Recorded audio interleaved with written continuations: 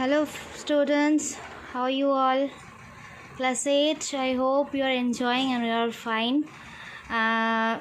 Myself Nupur Ghosh, your English teacher, and last 3 days I have discussed about the poem. I hope you remember, and I hope you were preparing yourself in your home.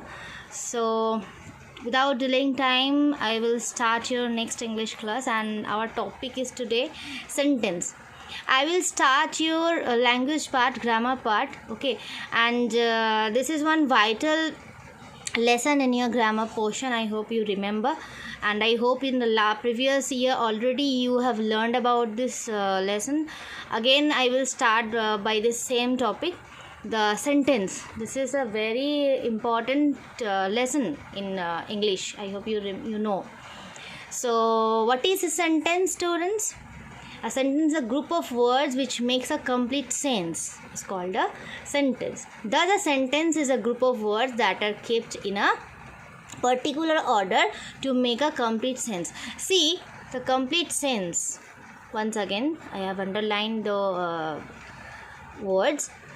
Sentence. What is sentence? Sentence is a group of words that gives us a complete sense. See, I have written some example. Ram sings. My brother has gone. It is giving you a complete sense. There are lots of words, right? And those are used in group, and those are giving a complete sense. He is ill. Okay. Whenever it doesn't give you a sense, that means that is not a sentence. Okay. So next, each sentence has two parts. Okay, each sentence has two parts, subject and predicate. Subject and predicate. Before start this, I will discuss one thing that is very important. Whenever you are writing one sentence, there you need to remember some features, how you write those sentences. There are some basic points. First point, the words should be in proper order. Suppose I write like this: has brother my gone. Is this line is giving you any complete sense? No. Whenever you are arranging in this a proper way, proper order, then you will get a complete sense, right? And definitely in a subject, in a sentence, not a subject, in a sentence, you should write subject first, then verb, then object. These are the structure of a sentence: subject, verb, object. Okay, so this was the first point. Second point was one sentence starts with the capital letter. The beginning letter of the sentence should be capital. See, I have written the first letter is in capital. You can see, right? And the last number 3, there should be a full stop at the end of the sentence. See, I have put, right? So these are the common features you have to remember whenever you are writing a sentence. Okay, and each sentence has two parts: subject, predicate. What is subject? Subject is a word or a group of words in a sentence in which you are asking. Suppose you are asking Ram sings. Whenever you are asking a question by who or what, you are getting answer. Who sings? Ram sings. And in a sentence, a word or a group of words about whom you are telling, about whom it is said, that word is a subject. Who sings? Ram sings. This is subject. And what is predicate? The predicate is a word or group of words about subject which is told. Ram sings. What does Ram do? Ram sings. Okay, so predicate is whatever you are asking question to the subject, whenever you are getting answer, that answer is predicate. Means simply subject, we name some person or thing. Predicate, say something about that person or thing. I hope you understand. Next example, I have written some examples.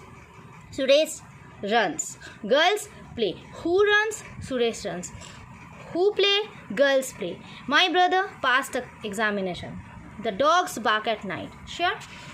There is written something else. See, the subject of a sentence usually comes first, but occasionally it is put after the predicate also. It is not necessary that always subject should come first, right? There are some I have written the line. See, here comes the bus. See, here the bus is a subject. Here the bus is a subject and it comes after predicate. That it is not necessary that always predicate comes after subject. Okay, it is written here. And there is one another thing, phrase. I hope you know the phrase.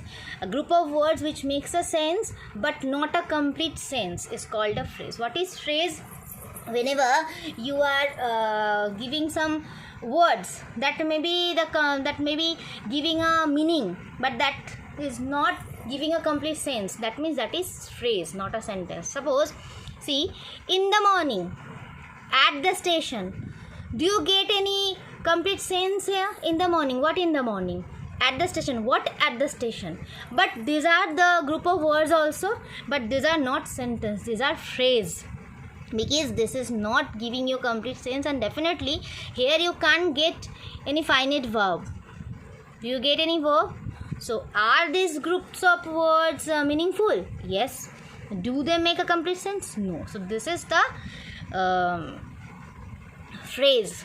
So you have to find the phrase, and definitely I will come to this practice the next day.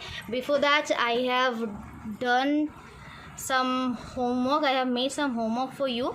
So these are the homework. Please pause the video and you can see the lines.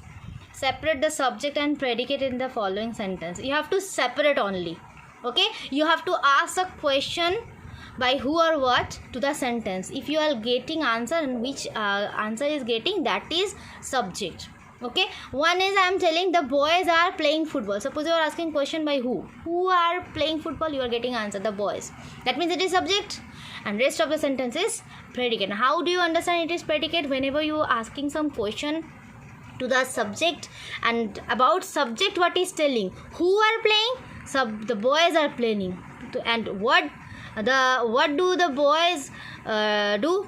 Suppose I am asking and you are getting answer, the boys are playing football. So this is the answer, this is told about the subject. So what is told about the subject, that is predicate. Okay, just separate the subject and predicate. I hope you can do. The boys are playing football. My father is at home. His name is known. The dogs bark at night. The sun sets in the west. Okay, this is one homework for you. And see the written work again. I hope you can see the lines properly. So if there will be any problem, definitely you can ask me in the comment box. Okay, and do the homework. Class 8, do the homework. And thank you for the last day. Few students have done their homeworks and have seen their homeworks in comment box. Thank you so much to class 8, very appreciable. So do it again, sure, and wait for the next video. And till then, keep watching my videos and enjoy your day. So thank you so much. Have a nice day.